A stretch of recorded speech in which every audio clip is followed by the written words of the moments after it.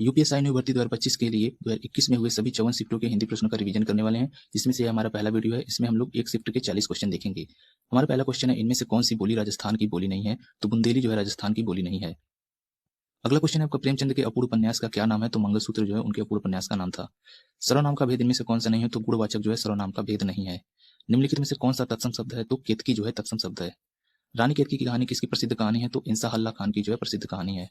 मिश्रित तथा संयुक्त वाक्य में विरोध का भाव प्रकट करने के लिए किस विराम चिन्ह का प्रयोग किया जाता है? तो योजक चिन्ह का प्रयोग किया जाता है।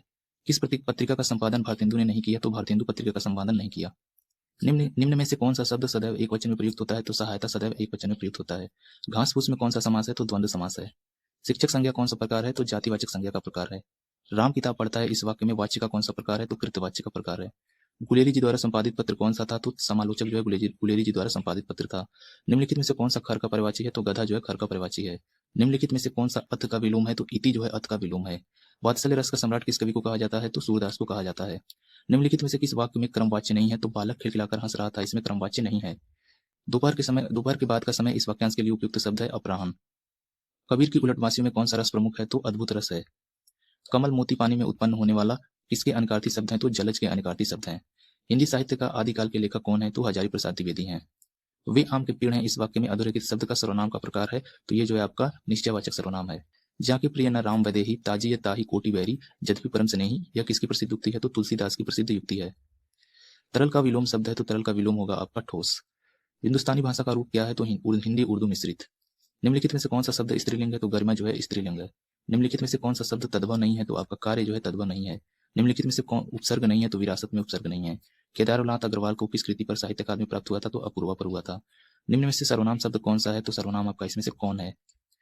पूर्वी हिंदी का विकास इनमें से किस अपभ्रंश से हुआ था? तो अर्धमागधी से हुआ था। राम सेब खाता है, इस वाक्य में क्रिया का कौन सा प्रकार है? तो सकर्मक है। सारंग ले सारंग चली कई सारंग की ओट, सारंग जीनो पाई के सारंग कई कई चोट में कौन सा अलंकार है? तो इसमें यमक अलंकार है। निम्नलिखित में से कौन सा शब्द उदार का विलोम है? तो कठोर जो है उदार का विलोम है। योजना आयोग के अनुसार सहकारिता का अधिकाधिक उपयोग किया जाना चाहिए। तो यहाँ पे हाईलाइटेड शब्दों को आप देख के समझ सकते हैं कि इसका जो है अर्थव्यवस्था के विभिन्न क्षेत्रों में अधिकाधिक उपयोग किया जाना चाहिए। सहकारिता का मुख्य उद्देश्य है, तो सहकारिता का मुख्य उद्देश्य क्या है? छोटे कृषकों और व्यापारियों के आर्थिक स्तर को ऊपर उठाना। सहकारिता निर्धन किसानों का उद्धार कर सकती है, उन्हें एक सूत्र में पिरोकर तथा उनका आर्थिक स्तर विकसित करके। जंगम का विलोम शब्द है, तो जंगम का विलोम शब्द अस्थावर है। निम्नलिखित में से कौन सा शब्द स्त्रीलिंग है? तो आय जो है स्त्रीलिंग है। आप मियाँ जी मांगते द्वार खड़े दरवेश, इस लोकोक्ति का सही अर्थ है तो किसी निर्धन के घर भिखारियों की भीड़ होना। अवधिशिला का उस पर था गुरुभार, तिल तिल काट रही थी दीर्घ जलधार, इसमें कौन सा छंद है? तो इसमें बरवे छंद है। तो इस प्रकार से हमारे 40 क्वेश्चन कंप्लीट होते हैं। इसी तरह के वीडियोस पाने के लिए इस वीडियो को लाइक करें, चैनल को सब्सक्राइब करें और ज्यादा से ज्यादा इस वीडियो को शेयर करें।